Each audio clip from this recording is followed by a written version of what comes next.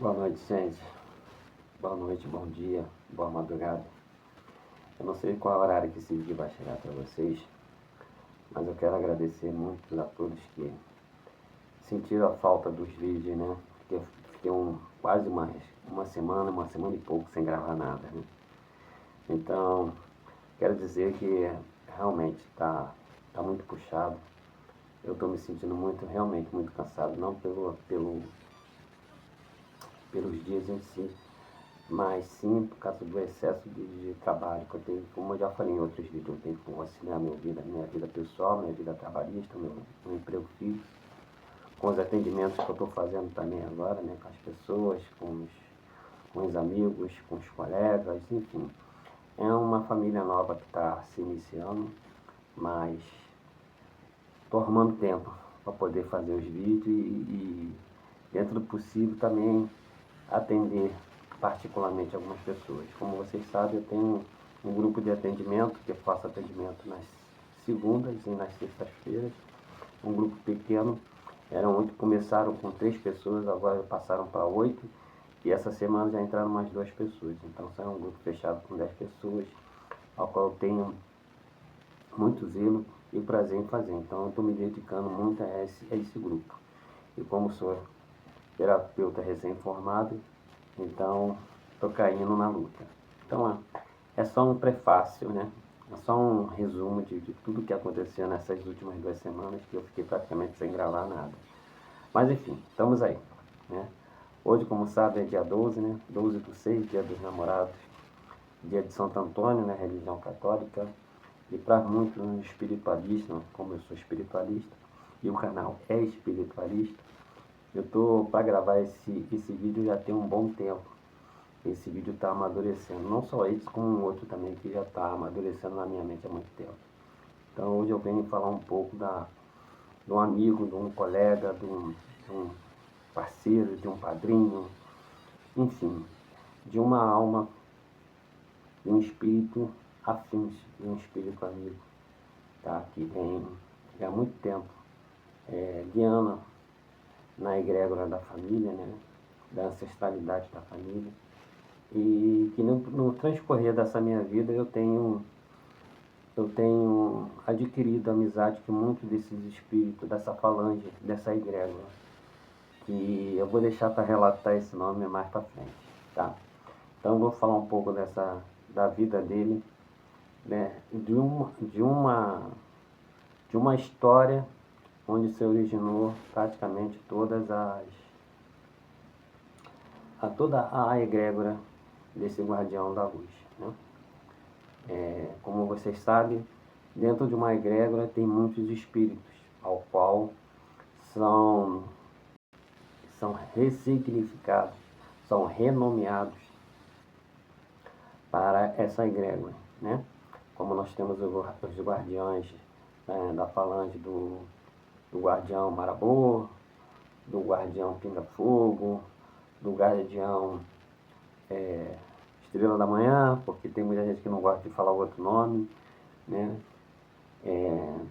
Eu vou falar até o nome particular, que muitos que conhecem, outros não, né?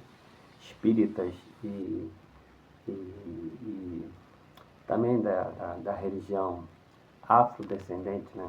Africana, que muitos chamam de seu nome verdadeiro, né?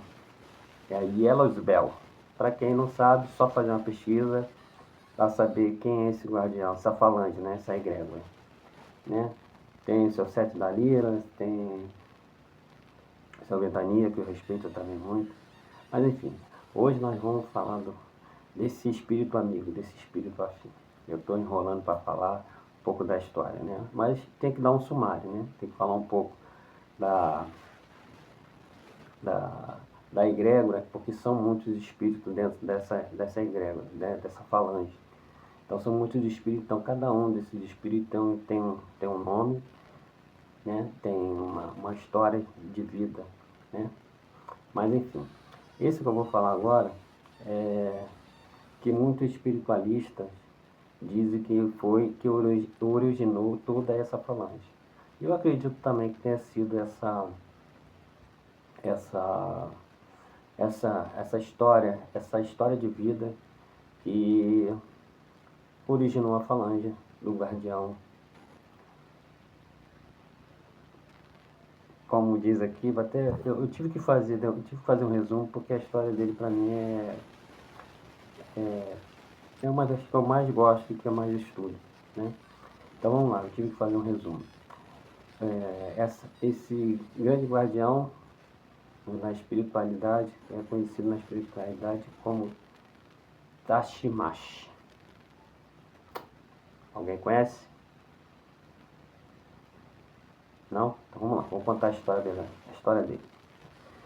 Bom, ele nasceu em meados de 1700 e 1800, né?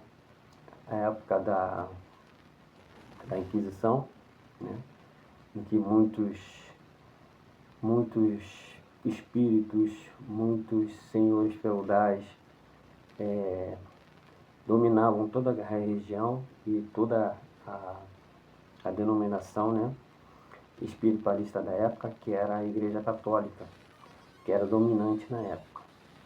Então, como todos já sabem, muitos que estudam a espiritualidade, sabem que nessa época havia a Inquisição e havia o clero, né, que dominava toda uma região, toda a economia, as finanças, né? Enfim, era a religião católica que dominava e fazia zelar pela ordem e pelos bons costumes, né? Vamos dizer assim. Mas enfim, ele nasceu nessa época, em meados de 1700 e 1800. Seu nome verdadeiro na época da encarnação, da época em que ele viveu, era Geraldo Branco Compostela, ok? Seu nome, Geraldo Branco Compostela. Ele nasceu na Galícia, uma província da Espanha feudal, né? Ele era um grande comerciante, era rico, tá? Tinha posse, tinha fazendas, tinha terras, né? Naquela época era fazenda, era terras, né? Era senhor de muitos escravos, vamos dizer assim, né? Que não tinham trabalho remunerado, né? Como hoje em dia nós temos a CLT, que não deixa de nada mais nada menos que também ser um trabalho escravo, mas vamos lá, vamos voltar a 1800, 1700. Então ele era um senhor rico, tinha muitas posses, muitas fazendas, muitas terras, era senhor de grande posse, né? Mas enfim, ele também trabalhava, a sua ocupação naquela época, alguns espiritualistas dizem que ele era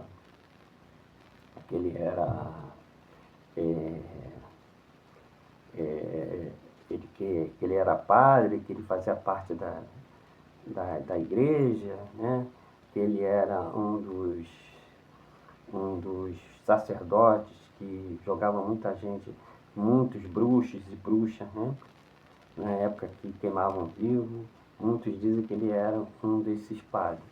Mas não, essa história de Geraldo Branco Compostela, ele era um dentista, tá? Para quem não se aprofundou muito na história, ele era um dentista e atendia as pessoas dentro do seu consultório, vamos dizer assim, né? Da época, né? Então, ele curava as pessoas através de ervas. Uns dizem que no seu terreno tinha uma erva que ele fazia banhos, fazia xarope, fazia chás, né? Para as pessoas amenizar o sofrimento, né? De muitas pessoas que o procuravam, né? Que na época era a aristocracia, né? Que era os senhores de terras feudais, né? Que procuravam muito ele para fazer tratamentos dentários, né? Mas enfim, ele também atendia os pobres, atendia a classe operária, né? Entre aspas. a classe menos favorecida, né? E, e dentro das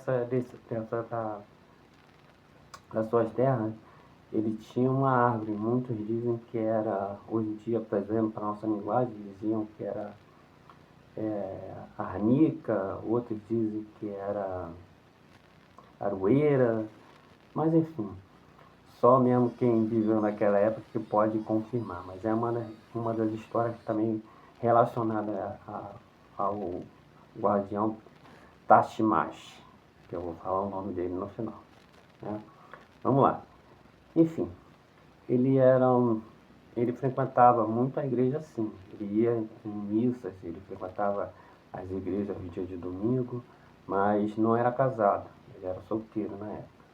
E numa dessas idas à igreja, ele conheceu, ele conheceu uma donzela da época, né? Uma mulher muito atraente, muito bonita, que por sua vez ele se deparou com ela dentro dessa missa, né? Numa tarde de domingo, vamos dizer assim, né? Ao qual ele ficou encantado com a beleza da mulher e ficou realmente querendo desposá-la, ou seja, ele queria arrumar uma companheira para seguir a vida dele, né? De acordo com os costumes da época. Só que essa mulher, ela, ela só apareceu na igreja uma vez, né? É o relato da história dele. Só apareceu uma vez e por, por, pelo amor que ele sentia por essa mulher, ele passou a frequentar a igreja várias vezes. É por isso que falam que ele era um padre que frequentava, que era um dos inquisidores, né? Um dos padres inquisidores. Mas não. Ele passou a frequentar diariamente todas as missas para ver se encontrava essa mulher, a qual ele ficou apaixonado. Mas enfim, numa dessas idas à igreja, ele reencontrou essa mulher depois de um bom tempo. Ele reencontrou essa mulher na missa. E ela estava se dirigindo para se confessar no confessionário da igreja, a qual ele se fez, para se aproximar da mulher, a qual ele se fez se passar por padre. Agora deu para entender? Porque muitos dizem que ele era padre, mas não. Ele se passou por padre nessa missa para se aproximar dessa mulher, a qual ele tinha um grande amor, se apaixonou à primeira vista, né?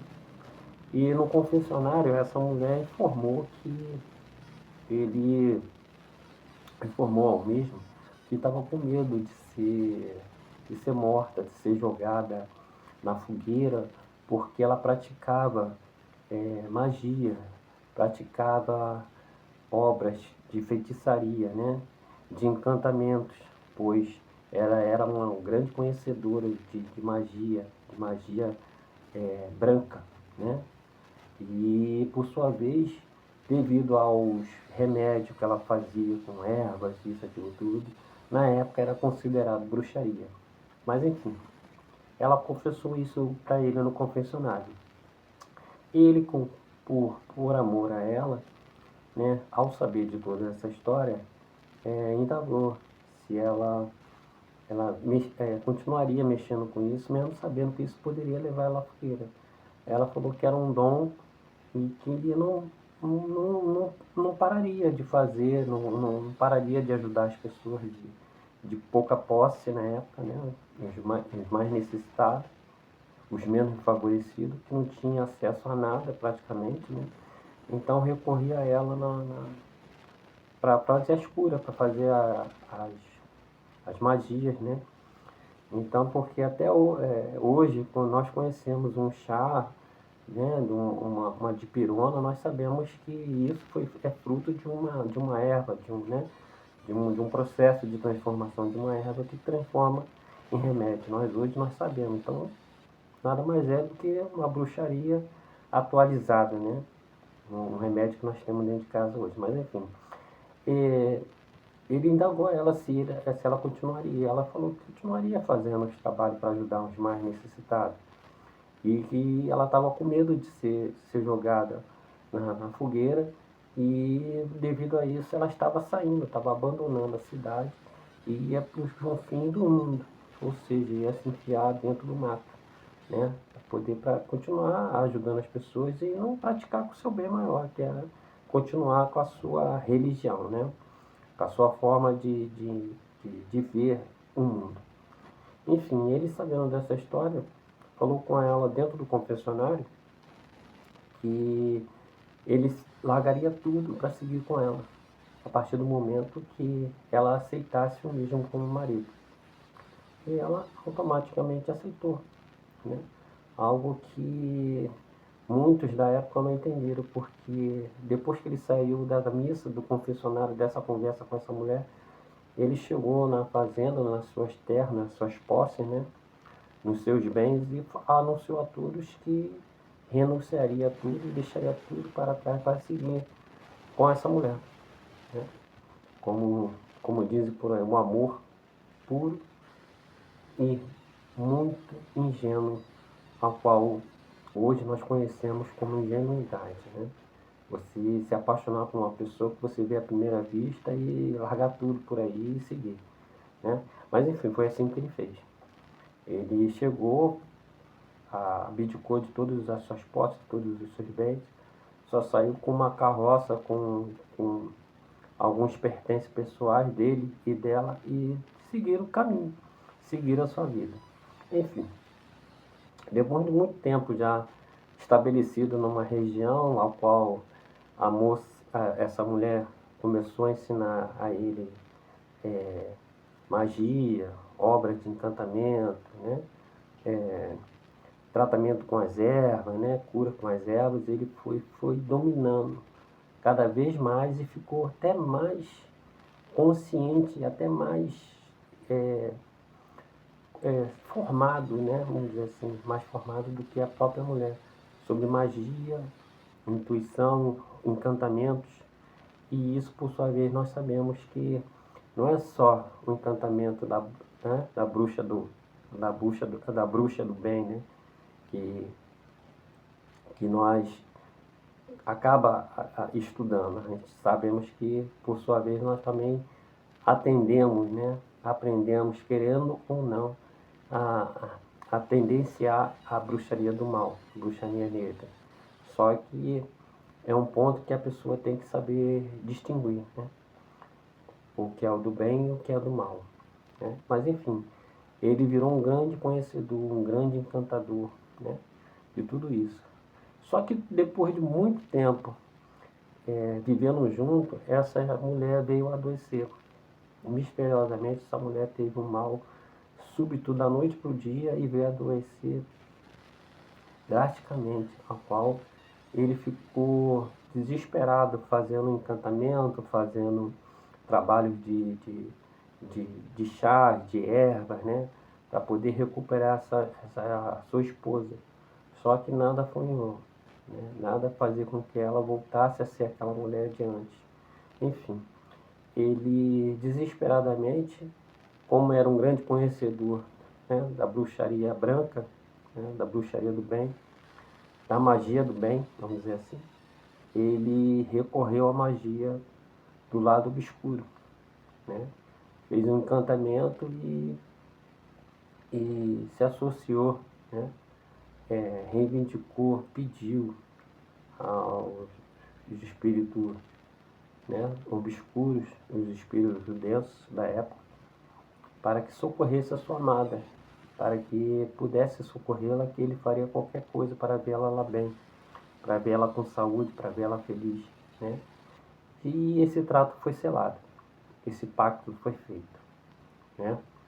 Sendo que depois de muitos anos felizes com a amada, já recuperada, né? Já conhecedora de outros encantamentos, ele por sua vez também, essa mulher veio de novo a adoecer. E de uma forma tão difícil de se recuperar, que ele mais uma vez recorreu às forças sombrias, né? E dessa vez não teve escapatória. Ou seja, esse espírito a qual ele foi invocado é um espírito de grande envergadura do lado negro, do lado obscuro, né? E ao qual respondeu mesmo, ao vendo o desespero do, do guardião, né? Ele falou, ó, eu mesmo sendo conhecedor, tendo toda essa autonomia, eu não posso fazer mais nada por ela. Eu não tenho mais o poder de estender a vida dela por longos tempos, por mais um longo tempo. Eu só posso te dar a você e a ela mais 3 dias para que você possa se despedir, para que você possa se reconciliar, para que você possa viver em paz, né? Viver a áurea desses 3 dias em paz, mas depois desses 3 dias não terá mais jeito. A alma dela vai ter que ser levada para cumprir a jornada, né? Para cumprir o outro mundo, vamos dizer assim. E assim foi feito. Esses 3 dias eles passaram como se tivesse em lua de mel, como se tivesse sido a primeira vez que tivesse se reencontrado. E foram viver. Foram viver esses 3 dias. Só que no final do terceiro dia veio uma, uma grande tempestade sobre a vida dos dois, né? A qual a mulher começou a passar mal de novo, a se sentir totalmente desorientada, totalmente fora de controle, né? Fora do seu habitual equilíbrio, né? E no final desse terceiro dia, ela sucumbiu em cima da cama, ela começou a sucumbir. E ele, por sua vez, pensando que ela estava saindo da casa, né, pela porta da frente, ele a acompanhou, berrando o nome dela, na saída da porta até a parte do quintal, vamos dizer assim, né, a parte da frente da casa. A qual, ao chegar na parte da frente da casa, ele veio a desmaiar. E ao acordar, já depois de um bom tempo, ele viu toda a casa em que eles construíram, eles passaram longos anos da vida dele felizes. Eles, ele viu o corpo da sua amada em cima da cama, ao qual eles dormiam, né? Então por aí tu já vê que a alma da mulher foi que conseguiu tirar de dentro da casa antes que a casa se consumisse no fogo, totalmente, né? E levou ele para fora para que ele pudesse ser salvo.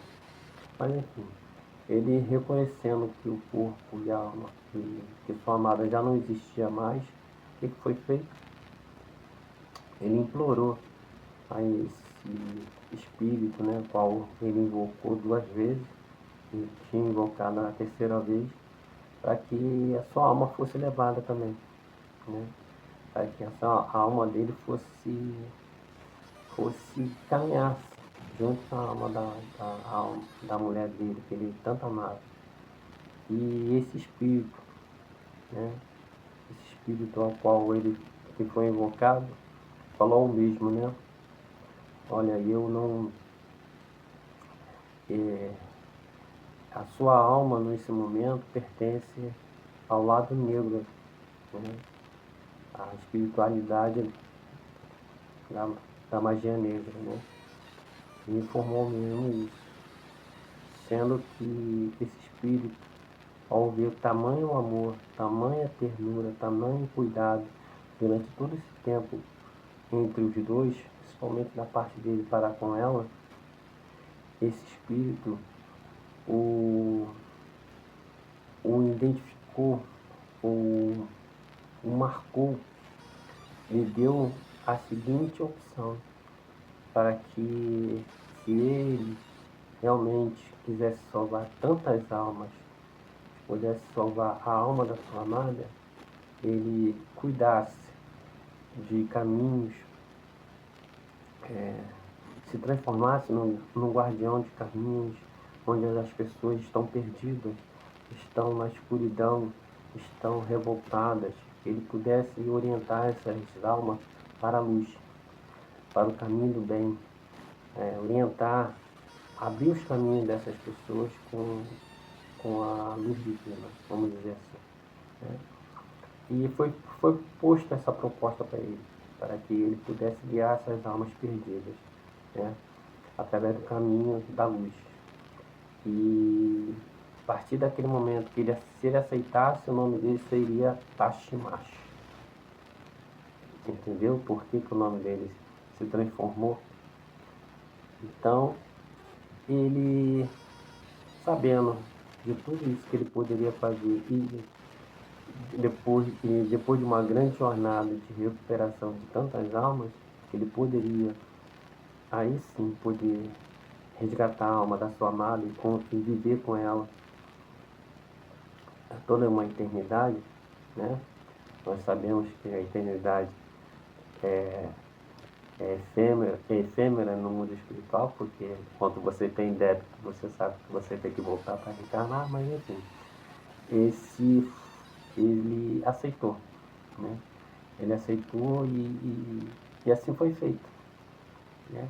Então, no mundo espiritual, o nome dele automaticamente, de Geraldo de Branco Compostela, virou Tashimash, o Senhor dos Caminhos, o Senhor que abre e fecha os caminhos, o Senhor que tranca e abre os caminhos. Acho que por aí você deve saber quem é esse guardião que eu estou falando, né? Esse espírito amigo, esse espírito afim que eu estou falando. Então ele se transformou na maior falange, em uma das falanges mais antigas de toda a espiritualidade. Ele não é maior nem melhor, ele é apenas aquele que zela pelos seus filhos, por toda a caminhada. Né? Então, ele se transformou no guardião tranca-rua das almas. Salve, meu velho. Salve. E assim foi. Uma caminhada longa, uma história bonita, uma história de superação, uma história de amor, né? Onde muitos realmente se reconhecem o amor que um homem tem por uma mulher, a capacidade de um homem largar tudo, né? A sua vida, a sua riqueza, o seu estudo, a sua, sabe, a sua profissão, né? Para seguir uma mulher que conheceu em segundos, conheceu em minutos, né? Realmente é algo de sobrenatural, posso dizer assim. Então, esse é a história do guardião tranca-rua das almas, Geraldo Branco Compostela. E nós sabemos que todos os guardiões têm amigos e inimigos no mundo espiritual, né? E no mundo físico também. Então, por isso que muitos deles não usam seus nomes particulares, seus nomes verdadeiros, quando estão com seus médios ou estão no mundo espiritual, eles não usam esse nome. Eles dão o nome da egrégora, da falange, né? Então, muitos por aí dão o nome de Exu Tranca-Rua, Exu Marabu, Exu Pinga-Fogo, Exu Yellow Bell, que alguém até agora, se você souber quem é Yellow Bell, bota aí embaixo nos comentários. Exu Ventania, a qual tem uma grande afinidade também, um grande apreço, é um grande professor também do mundo espiritual, enfim. E as guardiões, né? Todas elas também têm uma história, né? E eu tenho quase que certeza que essa moça também, a qual fez parte da história do Exu, do Guardião Tranca-Rua, não vou chamar de Exu não, acho que ele não tem que evoluir. Guardião Tranca-Rua das Almas, essa moça também acho que faz parte de uma grande falange, entendeu? Uma grande falange. Uma grande falange. Ela não pode ser, possa ser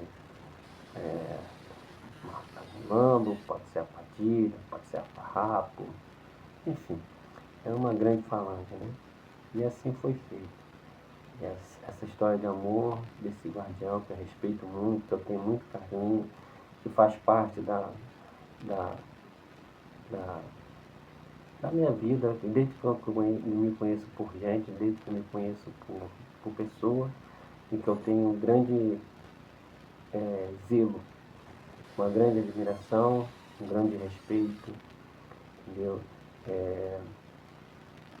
Posso dizer mais porque se hoje eu respiro e estou em pé, acho que eu agradeço muito, né, o respeito, né, a mão estendida, que muitas das vezes a gente não encontra no mundo físico, mas encontra na espiritualidade. Então, quem tem um amigo fiel, um guardião, amigo fiel, um advogado fiel, faça por onde, porque ele é um grande amigo. Saiba pedir, faça a sua parte, porque é nessa parte onde ele resolve a si e continuar sendo o seu protetor. Porque nada é feito sem que você dê o primeiro passo. Nada é feito sem que você mude a sua postura. Nada é feito sem que você mude seus pensamentos, sua forma de agir, sua forma de pensar. Nada é feito sem você encontrar o equilíbrio. Eu digo equilíbrio, né? Você, da noite para o dia, se você bebia 10 malas de cerveja, vamos botar 10 latinhas por dia, você automaticamente zerar, você achar que o seu corpo físico vai aguentar ficar sem a abstinência do álcool. Gente, ele não quer perfeição. Nem o cara lá de cima quer perfeição. Ele simplesmente quer que eles entendem que a gente está encarnado, eles entendem que nós cometemos erros, assim como eles também cometeram erros e acertos. Mas eles estão aqui para nos orientar. Então, assim, ninguém quer que você, da noite para o dia, vire um santo. Ninguém vira, entendeu? Eu mesmo estou nesse processo também de me interiorizar, de me reformar intimamente, mas leva um tempo, sabe? Eu mesmo, quando eu parei de beber, eu não digo que eu não parei de beber, eu diminuí, né? Porque eu bebia praticamente todo domingo, vamos dizer assim, bebia de não parar, né? Só parava mesmo quando não tinha mais dinheiro nenhum. E na segunda-feira para trabalhar era um ordem. No restante da semana eu tinha que pagar, né? Porque eu tinha bebido no domingo, né? Olha só. Então, quando eu parei de beber, foi progressivo. Começou com 12, depois passou para 8, depois passou para 6, depois passou para 2. E hoje em dia não me faz falta nenhuma. Se eu tomar uma latinha, eu acho que para mim está muito bom. Se eu tiver um dinheiro para tomar uma latinha, eu tomo. Se eu não tiver também, não tem mais aquela ânsia, sabe? Aquela, não, é domingo, eu tenho que beber, ou é feriado, eu tenho que beber. Não, chegar em casa tem que ter uma latinha lá na geladeira para me tomar uma, duas, não. Saio com os amigos, tomo minha latinha, meu copinho de cerveja e paro por aí mesmo, não tem mais aquela, sabe, aquela euforia. Então é isso que é reforma íntima. É você começar a entender que tudo em excesso te faz mal. O excesso da fofoca, o excesso da bebida, o excesso do sexo, o excesso da pornografia, e tudo isso faz mal. Os pensamentos, né? As formas de pensamento negativo, as formas de pensamento que você tá, sabe, com aquela ansiedade que não vai conseguir pagar, que você não vai. Então, isso tudo é que você tem que ir se reformando intimamente. Então é isso que eles pedem.